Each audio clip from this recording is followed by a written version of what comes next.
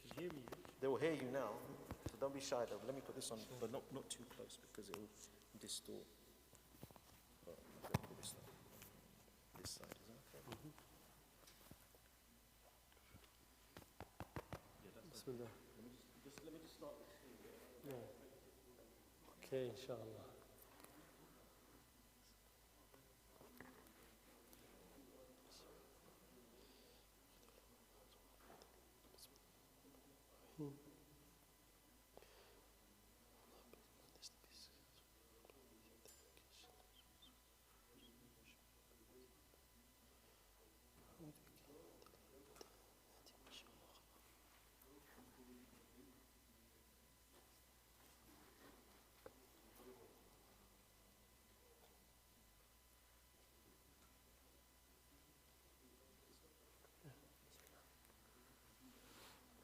بسم الله الرحمن الرحيم. السلام عليكم ورحمة الله وبركاته.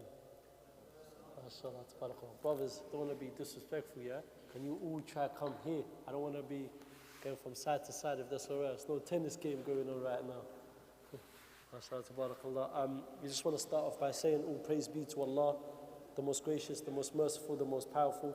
It's only Him we worship, only Him we bow down to, and only Him we turn to when we're in need. I would like to send peace and blessings upon our beloved Prophet Muhammad sallallahu alayhi wa sallam. My dear respected brothers and uncles and loved ones, like the brother said, you know, I'm not no gangster.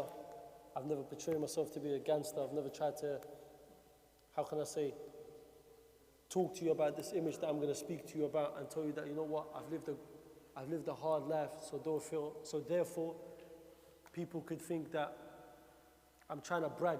It's nothing to do with that. You see, I'm nothing but a waste man. I'm a waste of space. This is the lifestyle that I lived. You see, where I come from, my dear respected brothers here, I come from Iraq. I was born in Iraq. I was born in an area called Mosul. And Mosul, as you all know, if you watch the news, if you're updated with the whole social media, with, you know, the news outlets and so on, Iraq is a very dangerous place right now, especially where I'm from. There isn't one building in Iraq that hasn't been demolished due to war crimes. And I lived there. I came over here when I was around 9 years old, when it was 2002. And we had a very, very harsh lifestyle back there, to the level where my family was very poor. We had to do a lot of things to survive, such as like me selling bread at the age of 5. Understand? Me going out of my way to bring other things for people's families in order for me to get paid so I can feed my family. And this is the age of 5 years old. I had a brother below me that was 4. He was doing the same thing. There was about 8 of us, 4 brothers, 3 sisters. We were all doing the same thing apart from my youngest siblings. Like I said to you, whatever I told you now, my dear respected brothers, yeah, I don't want you to be nudging each other or thinking, oh, this guy's too, you know, sitting in front of me thinking, you know what, I'm not better than you guys. Majority of you guys right now probably know more Quran than me. Probably practice this beautiful deen better than me. I'm not here to say that I'm better than you guys just because I sit on the chair above you, man. No, that's not the case. What I'm here to tell you is that this lifestyle that certain brothers, astaghfirullah, certain brothers that have come from good homes want to try and live this bad boy lifestyle. This image, you're chasing the girls because nowadays, you know, we've all reached adulthood, we've all reached puberty. Now we want to be around girls, now we want to be around money, now we want to be around drugs. We want to know what certain drugs, you know, taste like, or, you know what I'm saying, or smoke, whatever it may be. Brothers are doing it because of their company that's around them. Certain brothers are only doing it to look cool. Let me tell you, let me give you a big wake-up call. You're nothing but a waste man if you do it. Well, you think budding weed is nice. Well, you think certain brothers that I know, wallahi, when they were younger, they used to steal from their parents just to fulfill their needs, their addiction, their nastiness. Do you understand? Then you got brothers that are out here, your oldest, if not some of you brothers themselves, or you probably know someone right now, and be honest right now. I'm going to tell you to put your hand up if you know someone that's a drug dealer. Put your hands up. Be honest. Yeah? Be honest if you know someone that carries a knife. Subhanallah. There shouldn't be no hands risen. And wallahi al-azim, my dear respected brothers here, every single thing that you think these bad boys are doing on the streets, I've done it. Being around girls, having the cars, having the money, you understand? Done all of that. The only thing I didn't do is become a drug dealer. Because I felt like that's the lowest of the low. I can't fulfill my pockets with money in order for me to fulfill someone else's needs to become an addiction, to have an addiction. Yeah? Because you've made their son, their father, their uncle, their husband, their wife, a drug addict. And imagine you stand in front of Allah. Imagine you stand in front of Allah and you have all of these people that are believers and some of them are not even Muslim. They would stand in front of Allah and say, oh Allah, it was so and so that turned my son or my dad or my uncle or my mother into an addict. And guess who that person is? A Muslim. A Muslim. You see, if you go on YouTube and type in an interview with Tupac, you all know who Tupac is, right? Yeah? Alhamdulillah for your honesty, yeah? Tupac is someone that lived this thug life. You already know from the video, he's got his own business. He's bringing in the money in. He's bringing bread on rapper, Young Ads. This is a guy that's one of my younger brothers. He's a guy that's around me. Yeah, he does his music and stuff, but as a person, brothers want to bash him around. Brothers want to talk down upon him. We ask for Allah to guide him, to bring him to the truth. But this is the same guys that the elders and everyone looks at as a bad person, is the same guy that goes to a Fajr in the masjid. I don't do that at times, but this is a man that does it. This is a man that's signed to a record deal and everything, doing music, talking about rubbishness. But the man's still sticking to his salah. This is people that we can't lose hope on. This is a people that's got a platform where we ask Allah subhanahu wa ta'ala to use that platform to make him benefit the people, not misguide them. Ameen. So my dear respected brothers and sisters and uncles and fathers, one thing I want you to all take away from here this today, is that life is short. You see, I've been stabbed on a few occasions. My little brother's been stabbed over 27 times. Alhamdulillah, he's still alive. My youngest brother's been stabbed also. All of my brothers have been stabbed and all of my brothers have been to jail. And the worst thing is that none of us knew how our mother felt while we was doing these sick crimes. You see, back in the days, I was a very sick man, a very evil man, that if I came across my enemies, I'll put work on them. If I had a weapon, you know what time it is. It's that time, it's on site, there's no talking, there's no come around the corner. Wherever you are, it's on site. You take out your weapon, I do mine, same thing, that's it. But little did I know, while myself and my brothers being stabbed, there was one person that was hurting like no other. Can you all guess who? Mother. Your mothers. Your mothers. The same mother that carried you for 9 months. The same mother that after you gave birth. And in the hadith it states that if a mother dies while she gives birth to you, she is classed as a shaheed. That's the severity of giving birth. That Allah class it as martyrdom. The same mother that she stayed up countless of nights, changing your nappy, feeding you, putting you to bed. The same mother that drained her life for you, and she still is, was the same mother. I remember when my brothers got stabbed up. The same mother that when I used to come to the hospital, she was the first one there. And you've all been past dogs, yeah? Everybody knows what a dog is, right? We've all been past dogs where we've seen them rolling around on the floor, enjoying life, doing what they're doing. Allah al-Azim, I remember coming to the hospital like a dog. I used to see my mother be outside the surgery room, rolling around on the floor crying because her son's going through a severe surgery because he's been stabbed up so many times. This is the same mother we neglected. The same mother that I remember that when I used to make my money on road, I used to come back home. I used to ignore her phone calls 2, 3 times. She used to call me. And now it becomes 10 times, 20 times, 2, 3 o'clock in the morning, I'm coming in, the same scenario, the same situation, in the same position. I used to see my mother on the stairs, crying her eyes out. Sometimes she even fell asleep on the stairs with dry tears running down her face. Why? Because I was too much of a scumbag to answer her phone calls. Why? Because I was too cool. I was too cool. I was around guys that when phone calls used to come through, they used to say, bro, don't worry, man, don't answer the phone to your mom. You're cool. Let's smoke something. Let's go and rob. Let's go and make some money. Let's go and rob some dealers. You know what I'm saying? I never was a drug dealer, but I used to take the stuff that the drug dealers used to do. I used to carry some big boy weapons. If you carry it now, you're getting at least 10 years for them. I used to hurt people to the level where I had no mercy. If I see your baby mom, God knows what will happen to her. Evil. And I still don't understand. Of course, I still don't understand all the evil that I've done in my life. Allah still didn't give up on me. You see, some people wake up as a Muslim every single morning, but they die as a kafir. And some people, they wake up as a kafir and that same morning they could die as a Muslim. And I feared for myself because I was oppressing other people. And on top of that, I wasn't just oppressing them, I was oppressing my own family members, especially my mother. Countless days that I used to come to the hospital, my mother never used to leave.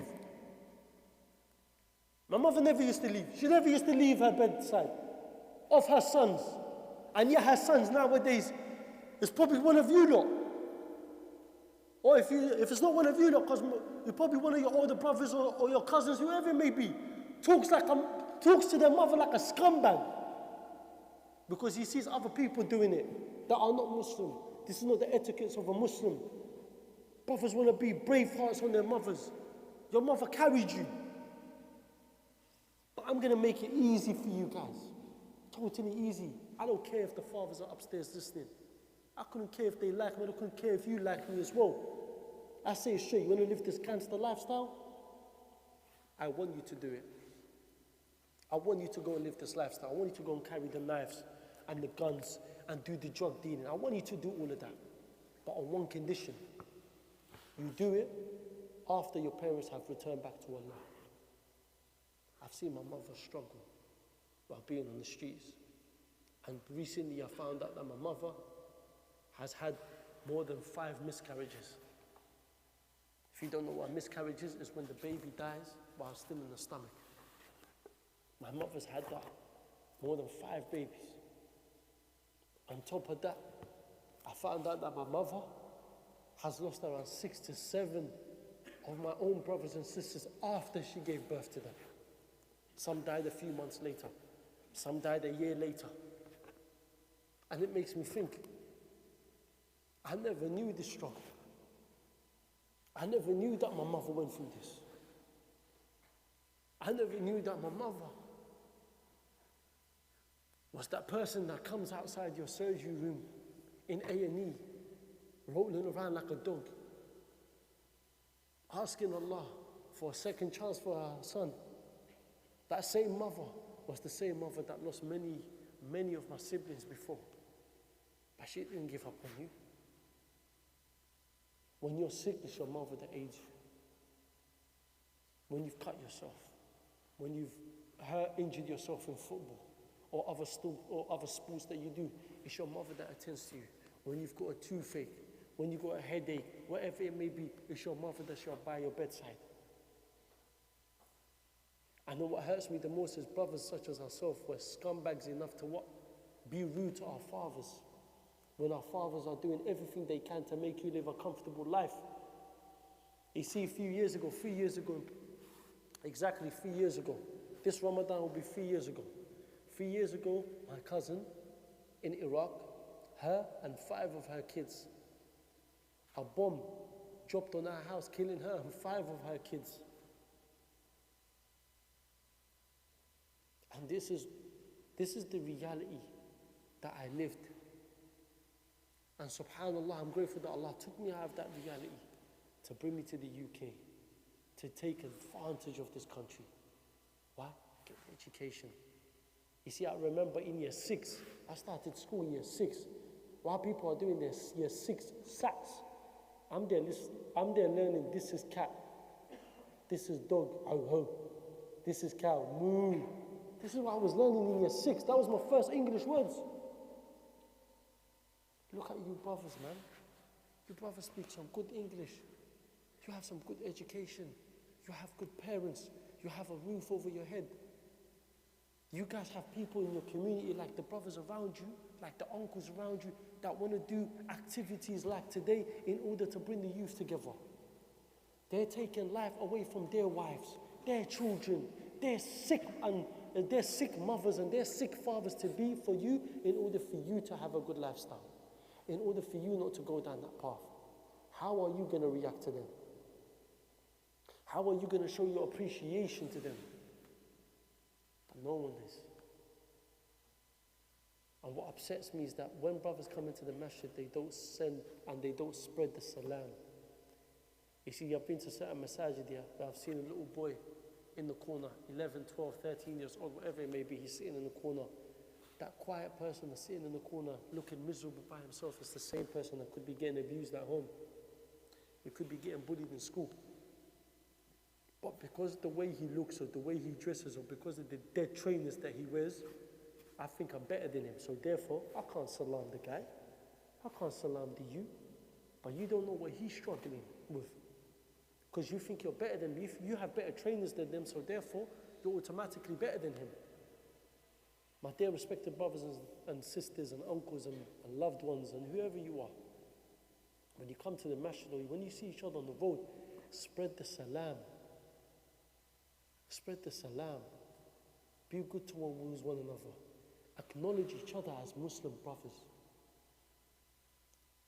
Stop being around your own circle. This isn't prison, you know. But you got the Pakistani brothers there, you got the black brothers there, you got the Afghani brothers there. No, this is a religion of all races. Brothers are acting like it's Yawm al-Qiyamah already. Brothers are only keeping to themselves. Why? I'm not going to go too much into this here, but I'm going to tell you some things about my life where I know it was a huge wake-up call. I remember it was 2010, there was a time when my mother saved me from doing a life sentence in jail for murder. I remember it was me and one of my boys. SubhanAllah, I got a phone call from him yesterday. It was me and one of my boys, this is 2010, 15, 16, 17 years old.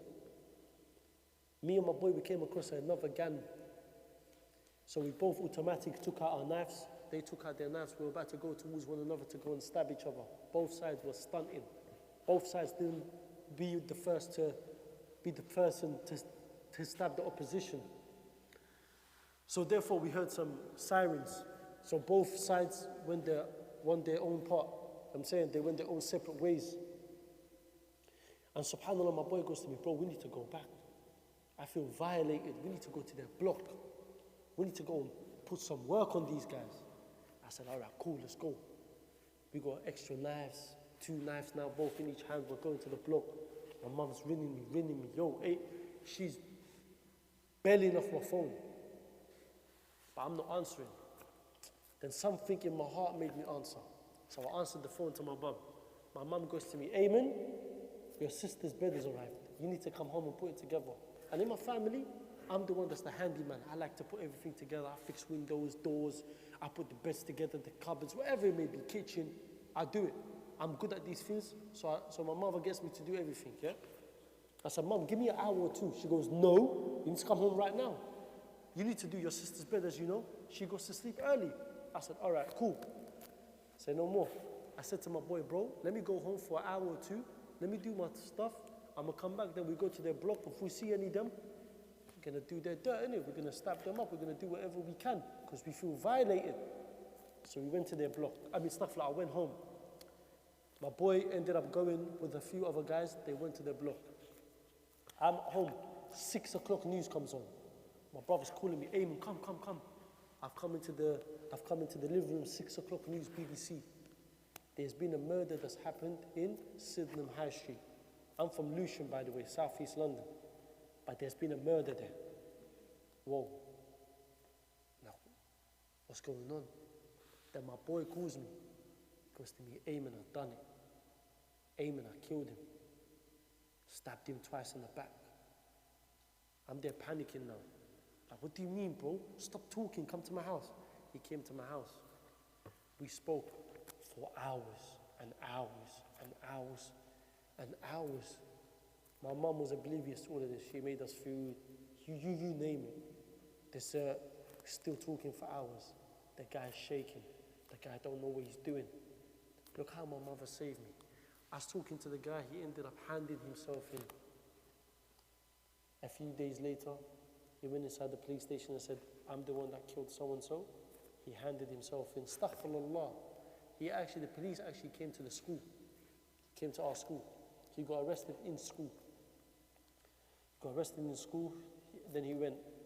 All of the boys that he was with snitched on him. But he was pleading guilty anyway, because in his heart he felt guilty. Imagine when he stabbed the boy twice in the back, yeah? This is the same youth that we was going to go and do damage on. He stabbed the boy twice in the back. The boy crawled across the road into a chicken shop. And inside the chicken shop, guess who's in the chicken shop getting a takeaway? His mother and his baby sister. He died in his mother's arms. He got stabbed twice in the back. He punctured his heart, but it was a slow bleeding, and he also punctured his lung. The guy bled out, died in his mother's arms in the chicken shop while she was getting the takeaway. Now that baby sister, imagine if this was your baby sister. Now that baby sister witnessed her big brother being killed and dying in front of her eyes. Now she's traumatized for the rest of her life. That mother's traumatized for the rest of her life. Forget that. What about the person that did the killing? His mother is now traumatized for the rest of her life because she lost her son too. He was 15 years old. The judge gave him 15 years. At the age of 15. Every single second that he's lived until he committed the murder, he has to do all of that again, but in jail. He's done 10 years now. He's got another 6 years left. He called me yesterday. I said to him, bro, what's going on? How you been? I haven't spoken to him in a few years now. How you been? How's things? He's like, bro, man, being in jail has made me realize a lot, man. Like I'm around some brothers, like some Muslim guys, and Islam seems to be the truth. I'm like, bro, look into it. I pray Allah Azza wa Jal guides you. He said, bro, when I come out, I'm going to start my own family. I'm going to be 30 years old, man. 30, 31 years old. I don't want to be on the same stuff. I want to be making legit money. I want to have a family. He told me that, I heard you got a family. I want to be like you. I want to be like the man them that I used to roll with. I heard they've got money. I heard they got businesses. I heard they're driving good cars. But I ain't got no one. My man's been transported from jail to jail. He's living a miserable life in jail. 15 years. And I could hear it in his voice. This gangster person that we thought we were is now in jail crumbling. He can't remember the last time he felt his mother's hug, he told me. His mother can't even travel to him because he's so far. He's somewhere in Newcastle. He's in a prison somewhere in Newcastle. A very high security prison. And he gets transported to different jails every year and a half or 2 years. This is the lifestyle he's living. Now let me tell you about the day where I went to prison. SubhanAllah, the day I went to prison was the same day that my mother lost 4 of her kids. 4 of us left that morning. 4 of us left that morning and none of us returned. I was going to court. I knew I was going to prison. I packed my bags and I'm going to court. I'm going to prison. I knew I was going to prison. It was my sentencing. I'm not going to tell you what I did because I don't like to expose my sin, but it was a very bad crime. I did that. I went to prison. My 2 youngest brothers came with me to court. On top of that, I had my older brother that left the house that morning with us, but he went to work. I went to prison, my brothers came back to the ends. He came back to the area. Out of them being stressed out, out of them being, how can I say, out of them being stressed out because I've gone to prison and whatnot, they went to the block, they do what they did, smoking, eating ice cream, whatever it is that you do at the age of 15, 16, 17, 18, whatever it is, you understand? They did that. Then my brother A, I'm going to call him brother A and brother B. My brother A, the oldest one out of my youngest brothers, decided to go home. On his way home, he was getting messaged on BlackBerry. Them days he was getting BlackBerry messages and that. He's getting a message saying, bro, you need to bring the shotgun down. My brother went home, took out the shotgun, placed it in a bag, jumped on the push bike. He went down on the push bike to where my youngest brother and his boys were. Came off across the road. He's like, where are they?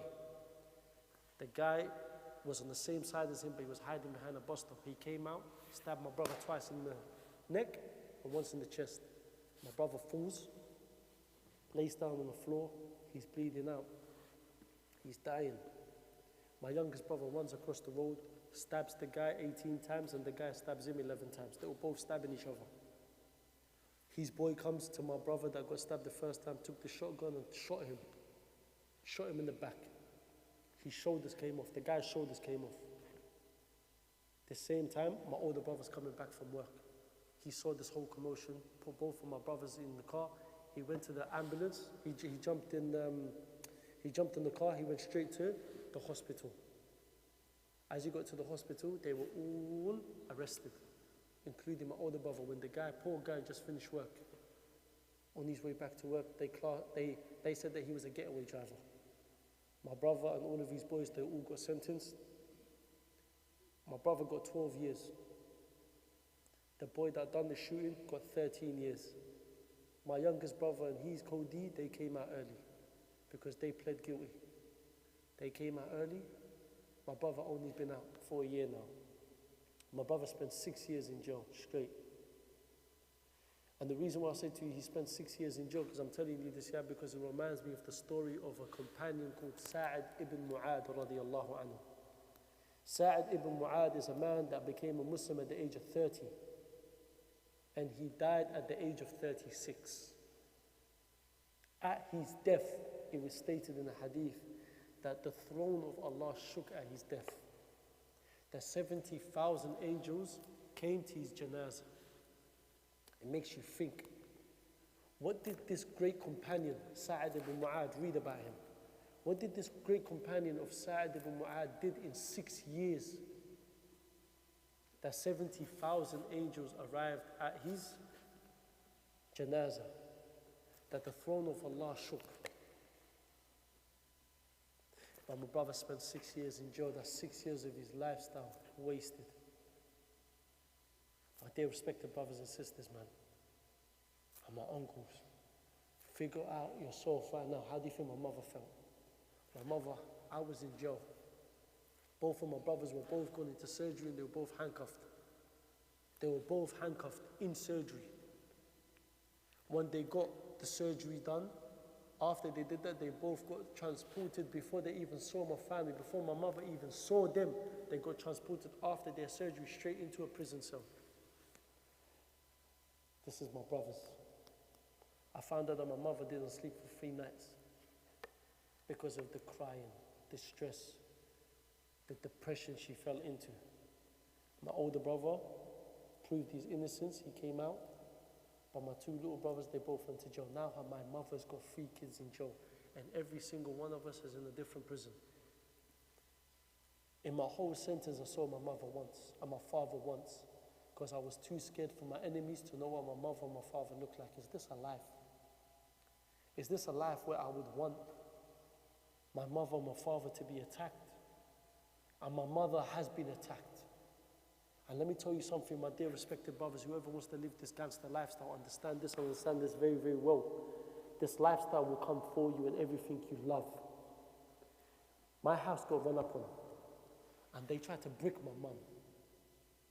But my mum got hurt. 5 guys run up in my yard while my mum was in the house. My mum was traumatized. And this is the sick things that we as her children, we done, and we brought the problems to our household, to our doorsteps. It chases you. You know this lifestyle that you brothers want to try and live, or you glow, like it's like you're addicted, you want to be addicted to it. This fake lifestyle, these waste men. So many of them, they portray this image to you that they're making money, but all of their mothers and fathers live in a council flat. How is it so that they're making so much money? All of the cars you see in the music videos, it's all rentals. The girls they have, they pay for these girls. You know that? They pay for these girls to come on camera and act half naked. Do you think these girls are doing it for free? That's how fake this lifestyle is. That's how evil this lifestyle is. You got brothers, Muslims that are doing this. Where's the fear of Allah? And do you know why? Do you know why they continue to do this? Because of brothers like us. Because we support them. We give them views. We act like everything is cool. We're around them. Bro, don't worry, you got music, don't worry, I'm going to share it. I'm going to put it on social media, I'm going to push it out. So now, they're not just committing the sin. For every single person that you or has seen the video because of you, you're committing the same sin too. So well done to you. It was a very bad lifestyle. 6 years ago on Valentine's Day, on Friday, that just went, last Friday, the 14th, is when I came out of jail. 6 years ago, 2014, I came out of jail. I did close to 2 years in jail. I came out of jail. It was a very, very, very, very hectic lifestyle that I lived in jail. And what happened in jail, my dear respected brothers, yeah, I was getting into a lot of problems to the level where my enemies, the same boys that stabbed up my brothers, the same boys that run up in my house, the same boys that every time we saw each other, we were stabbing each other, whatever it may be, the same boys I saw in jail. But these boys now have made friends. So I used to walk to education in prison. I used to walk to the Jum'ah. I used to, even in Salah, in Jum'ah, in jail, I got punched while praying Salah by random guys. Random guys used to punch me in my face, and I never had problems with them, but because they were friends of my enemies. Randomly, during Salah, I used to get punched in my face. Obviously, you come off Salah and you do what you need to do best, you understand? But these same random brothers, so the beef continued in jail. Now to the level, wallahi, I'm not allowed to be housed in London. Imagine that. The police told me because of the crimes that I've committed, because of the problems that I've put other people through, because of the people that I've hurt, and because of my life is in danger, I am not allowed to be housed in London. They're not allowed to give me a name, a house name in London, in Ayman, in my name. Because I've got so much gang issues around the whole of London and outside London too. But I have faith in Allah. I make my adhkars in the morning and the evenings. I have faith that when I leave the house, Allah subhanahu wa ta'ala has got something good planned for me. In March, not March, in May when I came out, that same year, 2014, I got stabbed the first time at a train station. First time I got stabbed at a train station was of a guy that I broke his jaw before I went to jail. But while I was in jail, I found that he became a Muslim, alhamdulillah. So as I was at a train station on my way to a dentist appointment, bear in mind, my dear respected brothers and uncles and fathers, yeah? In jail, you don't look after your teeth. I'm gonna be honest with you, yeah? Yeah, you eat sweets and junk food and this and that. And if you have a fight, they put you in an isolation room where you're away from everybody for 3 weeks. They don't give you toothpaste, toothbrush, no nothing. You're there washing your teeth with your fingers, literally brushing your teeth with your fingers. No word of a lie, yeah? And if the govs liked you, they would give you a toothbrush and toothpaste. Majority of the time they didn't. So I ended up brushing my teeth with my fingers. And then so in jail, I had a lot of feelings because I used to eat a lot of junk food. And I remember, a few times I went to prison for a toothache on my left-hand side, here. Like I used to have a toothache on my left. I'll go to the dentist inside the prison, but these guys are drilling somewhere on the right. Them men are giving me an extra hole on the right. And I think to myself, what's going on? I've got pain on my left, why are you drilling on the right? Like, it's okay, we know what we're doing. These guys are putting more holes, like potholes on the road in my teeth. It was giving me too much pain. So when I came out on road, I said, I'm going to my dentist appointment straight away. On my way to a dentist appointment, I came across this guy that was once upon a time my enemy. I've come across him, I started talking to him. He came on my side, said, Assalamu alaikum, wa alaikum assalam. He said, Ayman, where do we go from here? I said, bro, are you Muslim? He goes, yes. I said, bro, our beef is ended. You became a Muslim. Our differences are aside. Whatever I done to you, forgive me. Whatever you've done to me, forgive me. We're brothers now. He was him and two other guys. It was three of them. He said, all right, cool. We shook hands. He left the train station. As he left the train station, my dear respected brothers, he took out a knife. Through a little gap in the fence, he was outside the train station. I see him. He took out the knife from his waist and he gave it to one of his youngest. MashaAllah. Guess what happens? His younger comes back into the train station. My train pulls up. I'm helping one woman with her buggy onto the train. As I've helped her, the guy takes out the knife and tries to stab me. Whoa, this is the same guy that I just said we're going to put our differences aside. I just see him taking out a knife and giving it to one of his guys. So the guy's coming to try and stab me. I'm there trying to fight him off. He's not getting me. I'm not getting him. I jump on the train. I'm closing the train. He's opening, closing, opening. But we're going back and forth like it's a tennis game. Like the door ain't closing because he's putting his leg there, hand, whatever it is. So I kicked him in the chest. As soon as I kicked him in the chest, he fell back. As he fell back, he stabs me with my left leg. He stabs me with my left leg. The knife goes on the side of my leg and my kneecap stopped it. Wallahi, it was painful. But guess what happens? It was more painful because, mashallah, tabarakallah, the guy ran away screaming out, yes! What a waste, man. I must have been his first victim. Well done to you. My man running out of the train station, I got him, yes, yes. I was getting happy. Man left the train station. Guess what happens to him? I found out a few years ago, the same guy that stabbed me in 2014 now is doing life in jail. Do you know why? Allah subhanahu wa ta'ala dealt with him. I was more in pain because I didn't go to a dentist appointment while I had a toothache. Forget the stab. I wanted to get my tooth filled in. It didn't happen. The guy is doing life in jail for a murder because he killed one guy in country. You know where country is, yeah? Country, making money, in the bando, whatever you want to call it. My man's there, he killed a guy, a drug addict. Now he's doing life in jail. But this is the same guy that I knew where he lived. This is the same guy where I knew how to get to him. I knew how to get to his mother. If I was that evil man I would have dealt with his family. And for me, I was the type of person, astaghfirullah al-azim, for my past. I was the type of, may Allah forgive me, Amin. I was the type of person that if I came for you, I would come for your family and every single person in your family. If you have a cat, I would kick your cat. That's how evil I used to be. I had no mercy. But that's the evilness within me. It's nothing to brag about. It was evil, and Allah subhanahu wa ta'ala humbled me. So when I got stabbed, I left it to Allah. I was patient. Allah dealt with him, now he's doing life in jail. Left him. The second time I got stabbed, my dear respected brothers. By the way, this is the same guy I went to school with. The second time I got stabbed, similar situation. I went to work on my first day at work after coming out of prison. It was in August the 13th. I went to work. I came back to the area after work. I was gassed. I was excited. Walking around the street. You all know McGregor, yeah? Conor McGregor. Nobody walks like this. I was walking around my area like that on my first day at work, after work, like I was the man. No one could touch me. I'm happy. I made my parents proud. I got a legit job. I'm getting legit money. But subhanAllah, I came back to the area. I went to Salat al-Asr. I prayed Salat al-Asr in the masjid. I was on my way to a chicken shop. It was me and another brother. As we walked towards a chicken shop, I see a black brother from a distance. And with me, my dear respected brothers, yeah, not to be racist, yeah, towards black people here, yeah, speak, bro. The thing towards is that all of my enemies were black.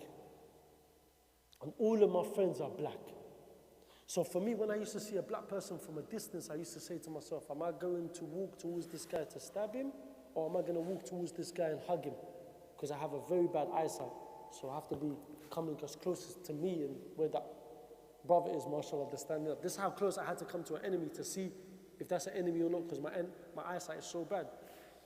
I've come from a distance, I see one guy with plaits, so I said to the brother with me, walk in front of me and act like you don't know me. Act like you don't know me. So if this guy is an enemy, I'm going to deal with him. Or he can deal with me, but act like you don't know me because I don't want you to get hurt. Because he was an innocent brother. He's not known to be this street life. He walked in front of me, then he spuds him. As he spuds him, I got comfortable because if he knows him, then I must know him. I got closer to him. It's a guy that I went to school with. A year or two younger than me.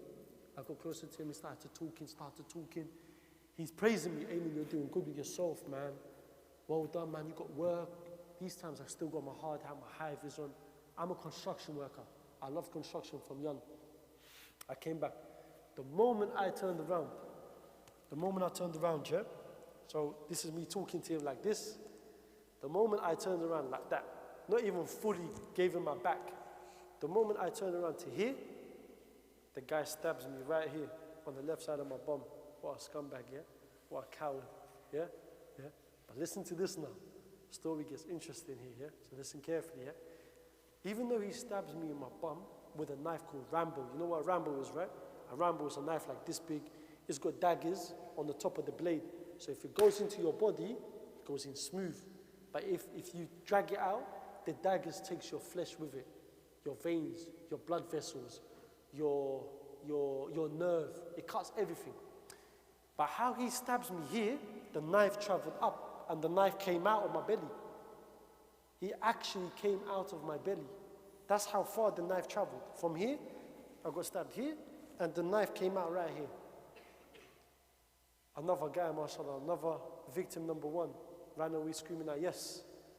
He ran away. I've run into the chicken shop, but I'm weak. These times, when I got stabbed, it felt like a punch. Because it felt like a punch, I thought nothing of it. So I'm trying to fight the guy, but because I'm so weak and I'm losing blood, I don't know I'm losing blood. And then something hot, like boiling hot water was running down my leg. And I didn't understand what it was. Then I touch it. SubhanAllah, it's blood. Once my eyes saw the blood, my mind started to panic. Now I'm panicking. My mind automatically took over my body. I started to panic. I'm trying to fight the guy. The guy runs away. So I took off my hat. I tried to throw at him, but it lands here. Had no energy. MashaAllah, yeah? Guy runs away. I've gone into the chicken shop. I say, yo, boss man, as you do. Yo, boss man, I've been stabbed. Call the ambulance. As soon as I said that, you know how there's a Jamaican woman in the shop, subhanAllah, she made the situation 10 times worse, yeah? As soon as I came in, Lord God, what the, you know, all of this, yeah? Started screaming. I'm dying. This woman is screaming, Lord God, Papa Jesus, and all. Bro, I'm dying, call the ambulance. Woman screaming out, she grabs her children, she tries to run out, happy days for her. Who's calling the ambulance? Anyways, wallahi, I remember the chicken shop guy, because I'm a very good friend of mine, you know, it's just one of the uncles from the community. No word of a lie, yeah? The guy jumped over, you know the counter, the chicken shop counter is quite high. So if you're like here, it's about your chest height here, and you serve food. Wallahi, I remember, the uncle jumped over the counter with no hands. This is something out of a Bollywood movie.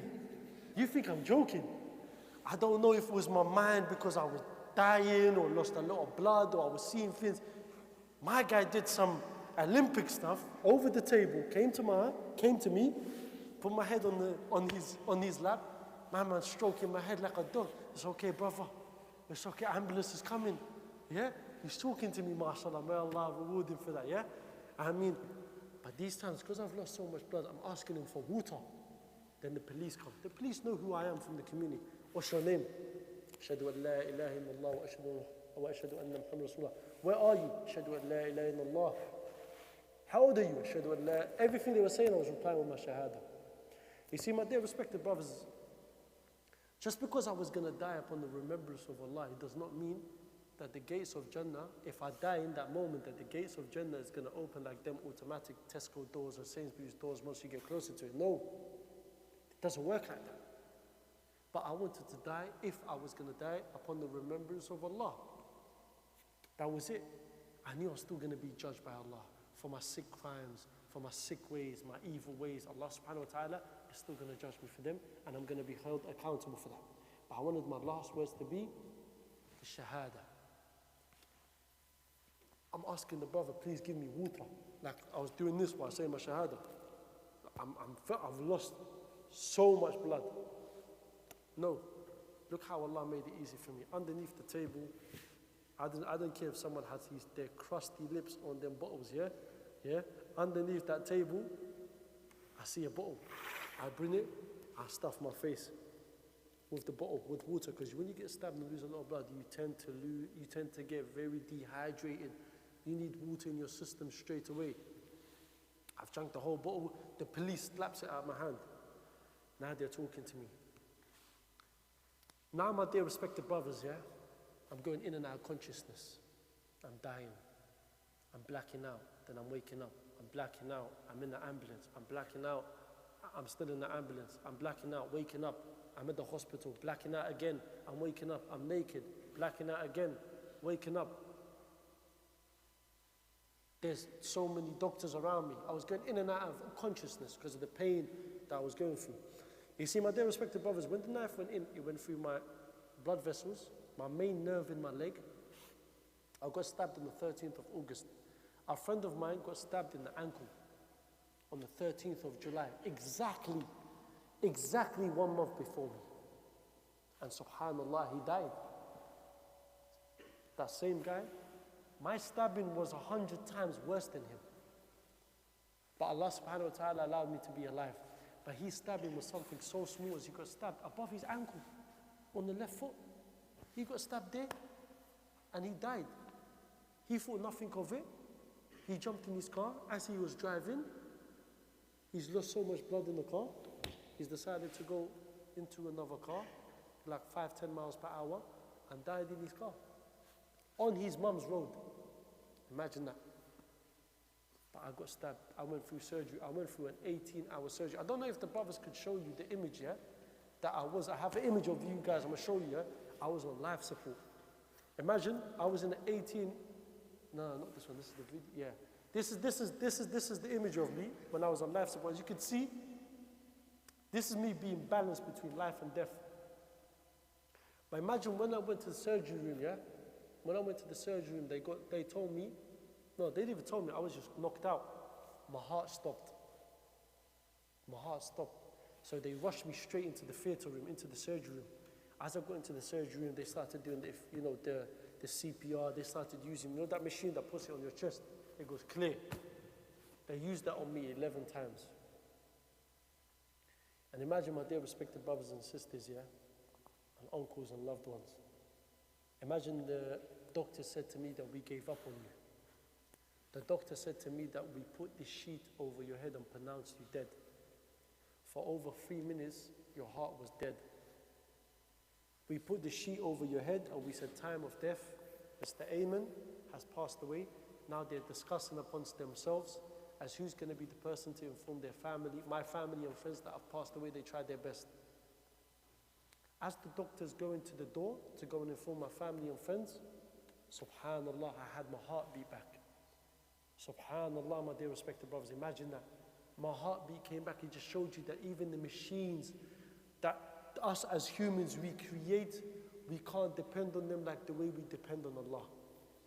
So they put me through an 18-hour surgery. After 18-hour surgery, I then went on life support machine for 2 days. And this is me on life support machine after the surgery. Even then, it was not confirmed if I was going to make it. I had a tube going down my throat, a tube down my neck. I had a tube going down my nose, as you can see. I had a tube going down my private part. Imagine when I got stabbed. I'm going to be blunt with you guys.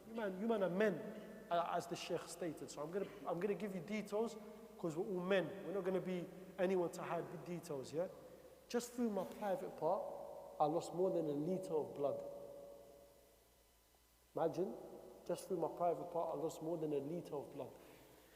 On top of that, I had my poo that's in my stomach all over my body because of the stabbing. Not the fact that it was outside my body. No. It was inside my body, floating around my liver, my organs. That's why the surgery was so long. They had to clean every single part of me.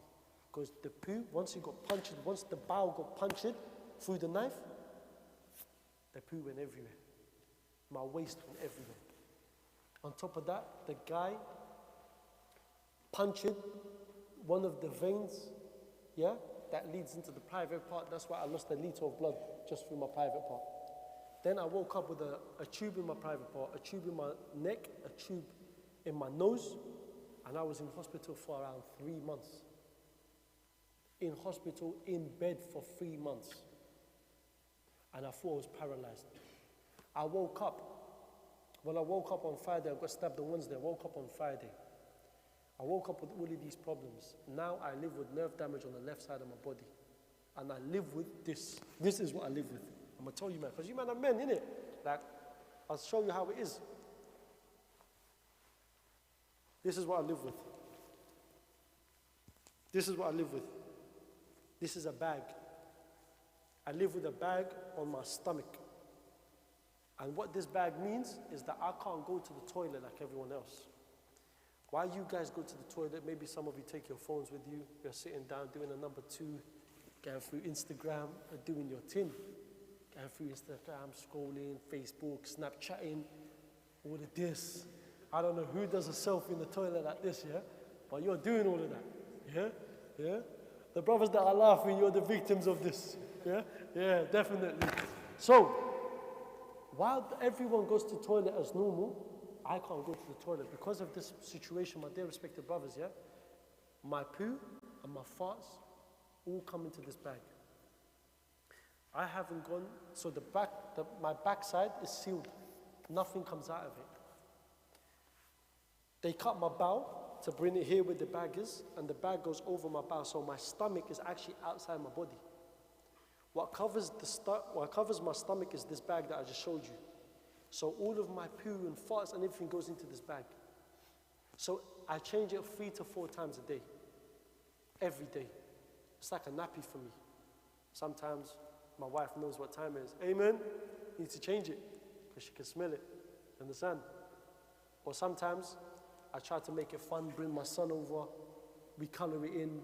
See what I'm saying? Color my bag, you know. I don't know what made me do that, but we color it as Minions, you know Minions? The cartoon, yeah? We color it as funny characters and whatnot, but it's just my son to try and make me comfortable. But my dear respected brothers, this is what I live with for 24/7 of the day, for 365 days a year. Well, this year is 366 because it's a leap year, yeah? I live with this. I've been living with this since 2014. And wallah al-azim is hard. Wallah al-azim is very, very hard. Sometimes it leaks. It overflows, and when it overflows, it means I have no control over my bowel, by the way. I can't say, you know what? I need to go for a number 2, so let me hold it in for 10 minutes. For me, it's not like that. I have no control over it. I can eat now, and a few hours later, it all comes out into my bag. Sometimes it overflows where I have poo that goes past the bag, and it runs down my leg. And I'm in public, and now I'm smelling of poo. It's embarrassing.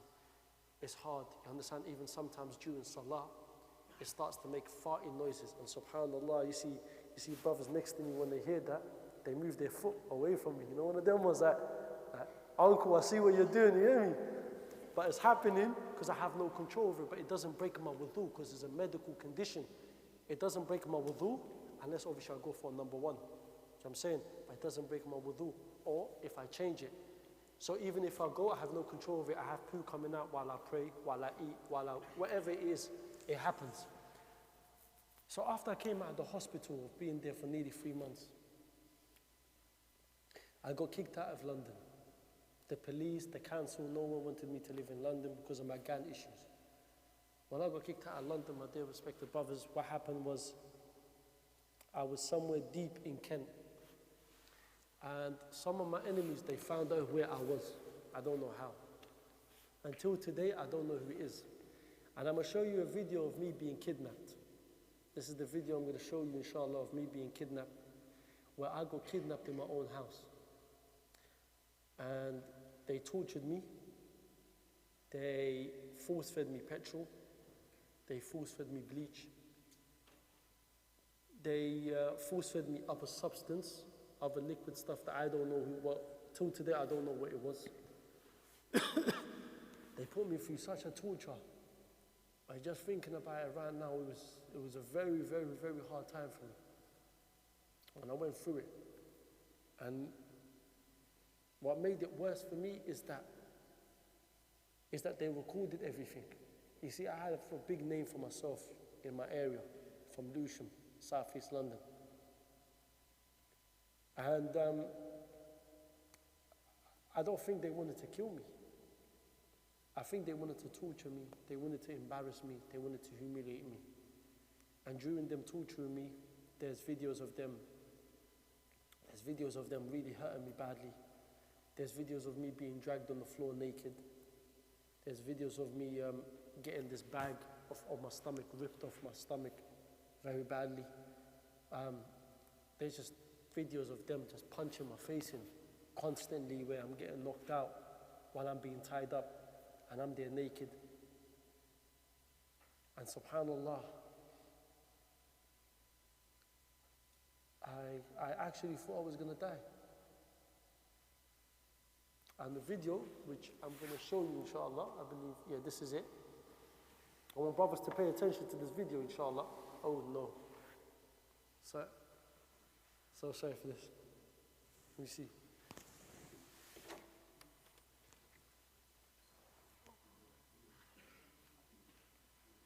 This is, sorry for the brothers. MashaAllah, Mr. Tech Man here, Allahumma barak. I don't know what the video will be. So this video that I'm going to show you brothers, yeah? I'm going to get the brother inshallah to play it a few times. Because what I want you brothers to do inshallah, forgive me Sheikh, I know the video came off. What I'm going to get the brother to do inshallah is that I'm going to get him to play the video a few times. So it could really sink into you guys. So you could see the reality of living the street life and how it could catch up to you. Forgive me for the Sheikh. No worries. I couldn't get the video to play. Subhanallah. Computer's a bit old. I couldn't get the video. MashaAllah, tabarakallah.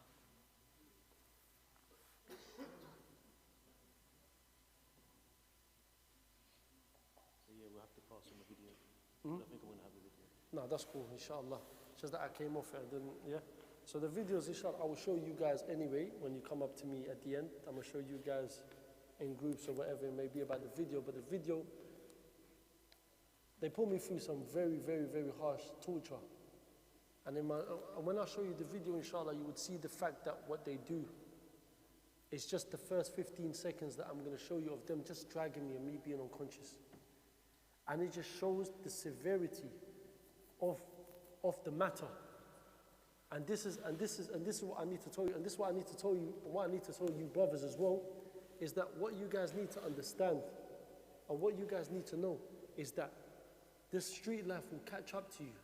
No matter where you go, no matter where you are, no matter where you live, no matter even if you carry on and you lived your life where you've left this street life behind, it's like a marriage, it will come back to you. It's till death do you part.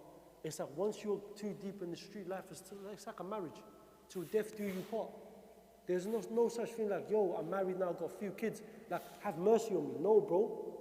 I got guys in jail right now that I know that if they come out, they're gonna seriously hurt me. Even though I've left that lifestyle, I've got a wife and 2 kids. But they don't care, because I've done evil things for them. So every single day of their life that they're spending in jail, they're thinking about me and the stuff that I've done to them. This is the reality of it. So it goes on. But after the torture, imagine I went to another surgery. I went in the surgery. It was, I believe, another 18 to 24-hour surgery, you know. And then they removed 2/3 of my bowel. You see this table here? It's about 2 meters, if I'm not wrong, yeah? They removed this much of my bowel from the surgery. And then someone would say, look, why would you, how can I say this? How can you still be positive? Even though, because you got so much of your bowel removed. And I always say this to people. I always say that no matter how much I eat and eat and eat and eat, I can never get fat like everyone else. You understand? You know how people can eat because they got a big stomach? That can't happen to me, because I can just eat and consume, and this is what happens. So the brothers, mashallah, they managed to get up. So brothers, if you could see it, yeah, from your angle, this is the kidnapping video of what happened when I got kidnapped. As you can see, this is me being unconscious, but this when I wake up. And that's the bag on my stomach. And look, I still got the wristbands in my hand. Shall I play it again, Sheikh? I'm gonna play it a few times so you guys can really look. This is me being unconscious.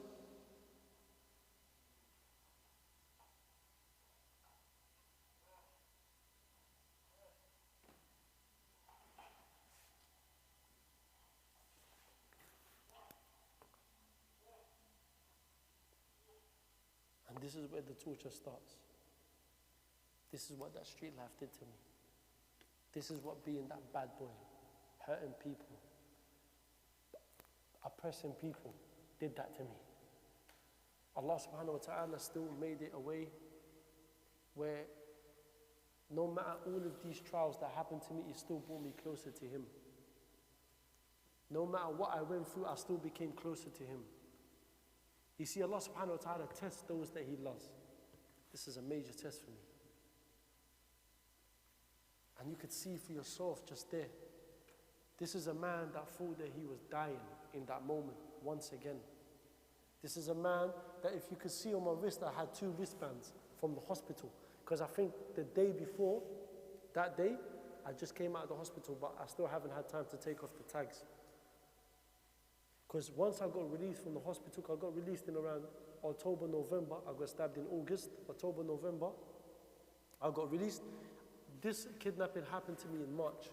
And every week or every fortnight, I used to get rushed to hospital because of my condition. And when I used to get rushed to hospital, I used to stay in hospital for like 5 days at a time. Not a 1-2 or just stay in A&E. No, I used to be bedded in. That's it. They came, they hit me in the back of the head with a baseball bat. It knocked me out. And then that's when the video starts of me being unconscious. And then after this, I got told that I could never have kids. And then subhanAllah, I got married to a woman that's 6 years older than me. I got married to a woman that's divorced. She's a divorcee. And I also got married to a woman that had her own child. All these few things in our communities, let's not lie and beat around the bush. They all look down upon. Nobody wants to get married to a divorcee. Nobody wants to get married to a sister that's got a child. Nobody wants to get married to a sister that's older than them. But subhanAllah, with all of these trials and all of the stuff that I used to get up to back in the day, I said to myself, this is a way for Allah subhanahu wa ta'ala for opening the door for me. I've come across a sister 2 months after this kidnapping video. I got married later on that year. I got married to her. And then afterwards, I tried for a child for 3 years. Bear in mind, I got told I could never have kids due to the fact that what happened? I got stabbed, I got kidnapped, I got tortured, whatever happened. And wallah al-azim, after 3 years of trying, I wanted my stepson to have a child for his own, meaning to have a child to play with, have a child to interact with. I wanted my own child, my own flesh and blood. Even though my stepson, I looked at him like my own child. But it didn't still feel right with me that I didn't have my own. So after 3 years of trying, I remember I came across a hadith where if you're going through a trial or calamity, give in charity. And I used to think to myself, I do give a lot in charity. Like I do a lot of time. I give a lot of time in charity. Like I used to come to this masjid, wallahi, years back to come and pick up food packages for our brothers and sisters in Syria. And I know this community to be a very, very generous community. I used to be working with a charity called Anaya Aid. We used to pick up from you guys on a weekly basis, a van full on a weekly basis without fail. This was a few years ago. And subhanAllah, I remember I went to so I spoke to a person of knowledge. The person of knowledge said to me, Ayman, why don't you dig into your pocket? Give charity. Not your time, but money. Because the Prophet Muhammad said, give even if it's half a day. I said, say no more. Do you know what I did? I went to the bank. I said to the woman behind the counter, I said, Madam, please give me every single penny in my account. Don't tell me how much it is. I couldn't care less if it was £5 or if it was 50,000, which I never had 50,000 by the way, because 50,000 can't fit in an envelope, yeah? But I said to her, just put it in an envelope, give me every single penny. I signed for it. The envelope, I put it in my pocket. I went to the masjid and I gave that money in charity in order for Allah. Allah knows what I wanted. I gave it for the sake of Allah, and I asked for Allah to make things easy for me and to give me what I want. A month after I did that, my wife calls me. I was randomly out. She calls me. She goes, Ayman, you need to come home. We need to talk. My heart is beatboxing now. You're thinking we're talking about, like, does she want divorce? Does she, like, what is it? What is she going to be talking about? So I came home now. My wife sits me down, goes to me, Ayman, where do you see yourself in a year's time? I said to her, I don't know. She goes to me, Ayman, I need to know, where do you see yourself in a year's time? What do you have planned? You know, what do you have planned for this family? What do you have planned for yourself? I said, I don't know, I take each day as it comes. Then my wife reaches out and gives me something as a gift. And then I'm there being confused now. I think to myself, why is she giving me a gift? And I remember this day. Wallahi, I remember this day. It was one of the best days of my life. I got a gift for my wife. And bear in mind, I got told I could never have kids. I got a gift for my wife. It's in a box. Before opening the box, I thought to myself, maybe she's got me a watch or something. I was getting happy, yeah? I've opened the box, and it's got my wife's pregnancy test inside. And the pregnancy test shows that she's pregnant. Imagine after 3 years of trying for a child, after being told by the doctors that I can never have a child, after 3 years of trying for a child, Allah subhanahu wa ta'ala gives me a child. And that was one of the best days of my life. And I can't remember the amount of times or how long I cried for. But I went straight into sajda and I thanked Allah so much. Because He knew what I wanted. And now, my heart, you don't understand. You know my heart when I go home and I hear my daughter saying to me, Daddy, Daddy. You see, I gave up on hope. You see, I gave up on everything. I gave up stuff, I even gave up on Allah, thinking I can never have a child. But I was patient. I was very patient. And Allah subhanahu wa ta'ala gave me a child. And now going home and seeing my daughter, like, you don't understand how that feels coming from a person that got told that you do not have a future. But Allah gave me a future. Now I come home seeing my stepson and my daughter playing together, play fighting. She's 19 months old. And she's the most beautiful daughter you can think of. I can't ask for more than this. And my wife has been very patient with me. Because as a man, I've come from a very bad lifestyle. So with that bad lifestyle, I can't just give it over. I've brought it into my marriage at times where I lose my temper quickly. I come home late because I'm there maybe with some brothers, or I'll go to see my own brothers in South London, whatever it may be. But my wife has been very patient with me. She's been someone that's been supporting me through day one. And we need you brothers to grow up. Even I need to still grow up, and I'm 27 years old. We need to grow up, man. We need to smell the fresh air that this deen was brought down to us. Allah subhanahu wa ta'ala bless you with this deen. Not no one else. He bless you. You see, the companions and the prophets before the Prophet Muhammad sallallahu alaihi wasallam, they all fought for you. You see, they died for you.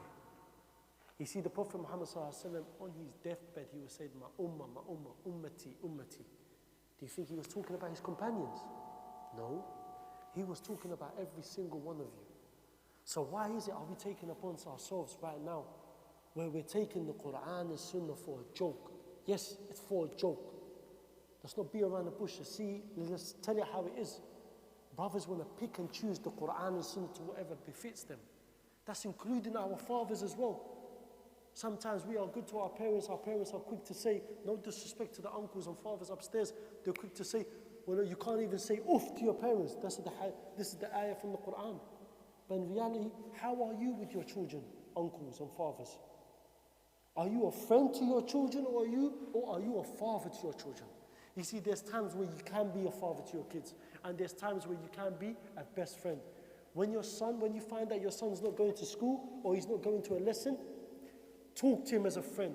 Don't talk to him as a father and punish him for not going out and taking his mobile phone, his gaming, and grounding him. For what? Talk to him as a friend, because for all you know, he's getting bullied in school. That's why he didn't want to go to school. But no, you're quick to take away his mobile phone. You're quick to ground him. You're quick to tell him he's not allowed. For what? But these are the same fathers that come to the masjid, pray the front row in the masjid, but yet they go home and their own mothers, their own wives, in front of their kids. Of course the kids are going to be traumatized. They're quick to go in the kitchen, take a knife out and go out on the street and release their anger out on everyone else. Because of what the parents do. The best investment that a parent can give to their kids is the deen and to teach them Quran. You see, I came from a good home. I'm not saying all of your homes are like this. Some of you, yes, some of you come from an amazing home. You see, my father, he invested in us. He made us go to madrasa. I went to Islamic studies. I went to Quran lessons. I went to Arabic lessons. But yet, something that was bringing me down is what? My company. The people I was around. While I was around people that was dragging me to where? Jahannam. But there was brothers around me in the masjid constantly that kept on asking me, bro, spend more time in the mosque. Come and pray in the mosque. Come and do this. Stop being on the block. Stop doing what you're doing. When I had guys that I more apparently related to because they wanted to be wasting their times like lowlifes, like scumbags, to be chilling on the block and do nothing but smoke weed and sell your 10, 20 pound bag of drugs. Where's that gonna get you? Wallahi, I remember I got FaceTime. On the FaceTime, my boy calls me. My boy calls me and goes to me, bro, look at this nitty, look at this drug addict. He's FaceTiming me. The guy that he gave the drugs to was overdosing. He was dying because of the drugs my friend gave to him. And my friend was being excited. I said to him, you scumbag. If this person dies, it's in your hands. What are you going to do? How are you going to answer to Allah? The person came off the phone to me after advising him. He called the ambulance. That man started. He became okay. A year later, my friend, that same friend, killed someone in Slough. It was here. It was in Slough. I found out when I did a talk a few weeks ago in Masjid Jannah, one of the guys that they killed was one of the guys from your area. He was all the way from South London. He came to Slough to do drug dealing. He killed one guy in Slough, yeah, while selling drugs. He killed him. This was a few years ago. Guess what happens? He gets 32 years in jail because he continued drug dealing and someone came to his area to try and take over his area. And he killed him and gave him, now he's doing 32 years in jail. This is the same guy that he continued and he disobeyed Allah. You see, my dear respected brothers, yeah? Walk away today to obey your parents. That's the number one key. Apart from worshipping Allah and obeying Allah, obviously. But after that, you worship Allah. You follow the Quran. You follow the Sunnah. Then you obey your parents. How many of you have actually gone home, took a bucket of warm water, put it in front of your mother's feet, put her feet inside, wash her feet, massage it? Because every single step that she took while she was pregnant with you for 9 months was a struggle. Why are we not doing that today? You're all grown men. Go home. Do something nice for her. On my phone, I've got an alarm on my phone for 12 o'clock every single day. Even though I don't live close to my mother, but every single day at 12 o'clock, I call my mother. My alarm goes off. My alarm says, call mommy. No matter what I'm doing, I'll stop it. Even if it's 5 minutes conversation. Why? Because the hadith of the Prophet Muhammad sallallahu alaihi wasallam says in the authentic hadith, he says that it is the small acts that you do that are constant, that are most beloved to Allah. It's the small things that you do. You see, for me, I get flowers from my wife every single Friday without fail. Even if I'm in the country, even if I'm not in the country, I get someone, yo bro, drop flowers outside my wife's house, and then I call my wife and go, babe, can you open the door? Flowers are there. Small act, but it's constant, it's repeated. That's the most beloved to Allah. The small act that I do for my mother, calling her every day for 5 minutes, that's the most beloved to Allah. What can you do for your parents today to walk away from their hair today? Go massage her feet, help her with the cooking, help her with washing up. She spends her whole day cooking for you guys for dinner. She wakes up in the morning to make breakfast for you guys. We all have Ramadan, right? You know when we wake up before, for suhoor time, when we wake up before we start to fast, who's the first one up? Our mothers. she prepares all the food for us. Then guess what she does? She comes and wakes up every single person in the house to wake up and eat. And then you pray your salahs, then you go back to bed. Guess who's washing up after you? Your mothers. My brothers, Ramadan's around the corner, man. It's in 2 months. Do some acts from today in order for your mothers and your fathers to be proud. I remember being in jail with some guy that was very big, hench guy. Wallahi, so big. The guy had a six-pack in the back of his head, for goodness sake. Guy was huge. But his mother died in jail. He did 11 years and he had many more years to go. 11 years in jail, his mother died in jail, and I saw this guy, this big guy, this monster of a guy. He was weeping, forget crying, weeping like a baby. Because his mother died while he was in jail and he couldn't even go and visit her graveside. He couldn't even go to her janazah. Come on, brothers, man. Allah gave you this deen, man. Why are you taking advantage of it? Why did I take advantage of it? And wallahi, something that haunts me down here is that in the same week that I got killed, astaghfirullah adim, let me rephrase it, yeah? In the same week that I got stabbed, 4 people got stabbed in my area. And every single one of them got killed, apart from me. Imagine that. Every single one of them died, but me. So take this upon yourself, man. I've been to the graveyards where I've gone to a janazah of a brother. Wallahi, within 5 minutes of us burying their boy, his own are already, haven't even left the premises of the graveyard, are already rolling up weed and smoking to music. That just shows what type of companions he had. He had companions that once they buried their boys, little Snapchat thing, understand? Yeah, man, doing the crying face while he's getting buried. The moment he's gone and buried, they're already rolling up weed and smoking to music. These are brothers, Muslim brothers. They did that straight after his janazah. How is your company going to be? Are you going to have a company that's going to be by your graveyard making dua for you? Or are you going to have a company that's going to remember you by the music that you two listen to? Or by the drugs that you two smoke? Or by the robberies and the disobeying Allah and disobeying your parents? Which one are you going to choose? Choose your company very wisely. Because it's going to be either your company that's going to vouch for you in front of Allah. And even if you go to Jahannam, your company could be the person, Ya Allah, there was a companion with me on the dunya. Ya Allah, I would be happy if he was taken away from the hellfire. And guess what Allah would do? He would take you out of the hellfire, or he would take me out of the hellfire because of my companions. You don't want to be in hellfire with your companions, man. You want companions to be around you that if you are in the hellfire, they could vouch for you and they would ask Allah, they would beg Allah for him to take you out of the hellfire. So please, my dear respected brothers, be around brothers, and if anybody that's on this drug dealing or thinking they're bad, keep away from them. So I just want to say Jazakallah khairan for the community for inviting me to come down. I love you all for the sake of Allah. You brothers, Allah subhanahu wa ta'ala chose you guys to be here today in order for you guys to leave here to make a difference. Don't leave here being the same guys that you are today. Allah chose you to be here. Maybe, just maybe, 1 million people wanted to be here today, but Allah didn't allow that. Maybe 1 person wanted to be here today. Allah didn't allow that. Allah allowed this much people to be here today in order for every single one of you to walk away from here to make a difference. Start with that difference within your households.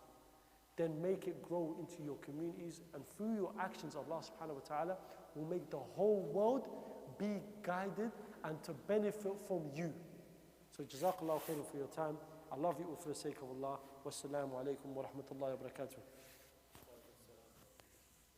Jazakallah khairan, Brother Ayman.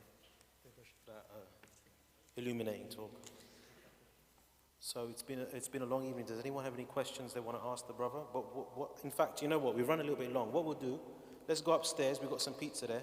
So we'll all sit together. I'll ask Brother Ayman to come with us as well. Come upstairs. If you've got any questions, you can ask him yourself directly. So, forgive me if the food's got cold, brothers. Yeah, forgive me. it's all right. Inshallah. So let's go through that door.